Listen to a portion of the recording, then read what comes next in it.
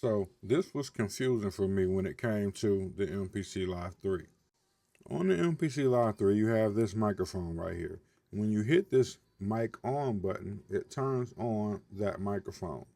Now, the confusing part for me is when you hit that mic button again, it says it switches audio inputs to input 1 and 2.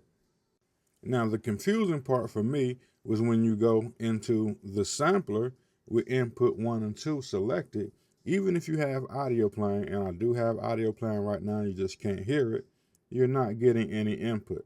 But if you hit the mic button, you can see that it immediately shows that it's picking up your voice.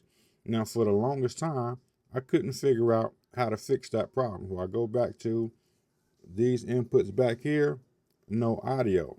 And it was killing me trying to figure out why. Now, I found a couple of ways to get to this to fix the issue. The first one is going into the menu, and in the menu, you have this input button right here. You can tap that, and then you have to change the input to combo. And now it shows that I'm getting audio. Also, once you're getting audio, if you hit the mic button, it switches from the internal mic to the quarter inputs. So the mic switches back and forth now. Or if you have it set to phono, it will switch it back and forth from phono to microphone. But I'm using a combo jack, so we want it on combo jacks. Now, another thing that I found out is that you can use this to adjust the gain level of the inputs. You can turn the gain up, but you cannot turn it down. It starts out as low as it can go.